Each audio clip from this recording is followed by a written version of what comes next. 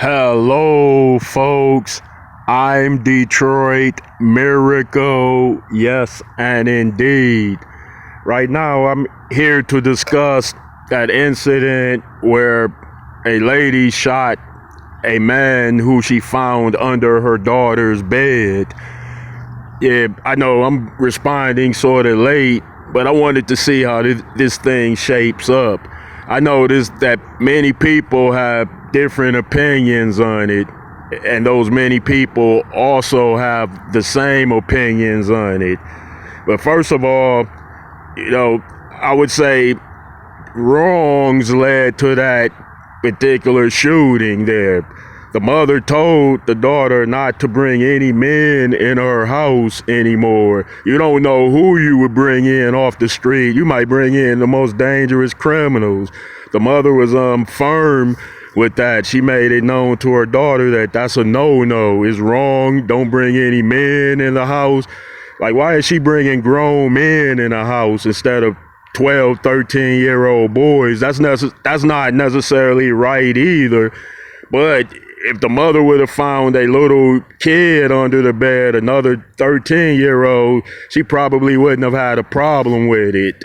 She probably would have said, "Get out of here, kid. Don't come back," or something like that. But finding a grown dude in your house under your bed, like, you don't know what that guy's intentions is and was. You don't know if he wanted to rob the place blind. So to say that the mother told the daughter something clear and the daughter disobeyed her, that was wrong. The daughter, people are saying the mother overreacted and she shouldn't have shot the guy under those circumstances. Yeah, but, the situation is that guy knows full well that if a little girl invites you over her house, then the parents did not consent to that. Because you would be sneaking around, and then this guy has a history of dealing with minors. It is said he has a little baby by a 13 or 14-year-old girl, and he's 20. So why isn't he? So that's completely illegal right there. So when the mother didn't actually escalate the situation. The escalation was already there. The daughter was in the wrong for inviting that guy over. That guy was in the wrong for accepting that invitation. And you never know, he might have talked her into it. But that is another question. And then many people think that because of those two wrongs, the mother committed a wrong.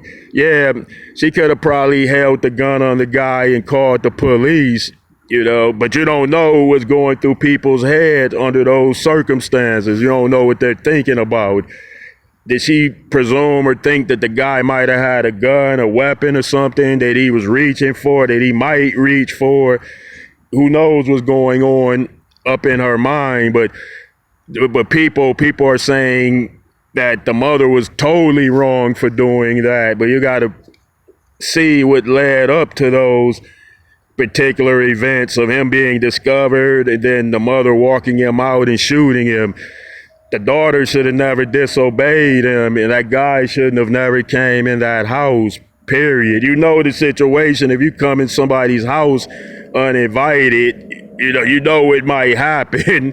Hey, we all know that. We're not dumb. And they said this guy might have been autistic or something like that. Some forms of autism aren't easily to determine based on observation and conversations.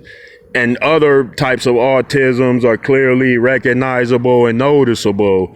So, that situation is unfortunate. If he was a patient, if he had a serious condition like that, that's most unfortunate. But you live in life, a society where, right and wrong is noticeable, rights and wrongs, and people are not going to consider your medical history or if you have an illness when they react to certain situations which are wrong and completely wrong.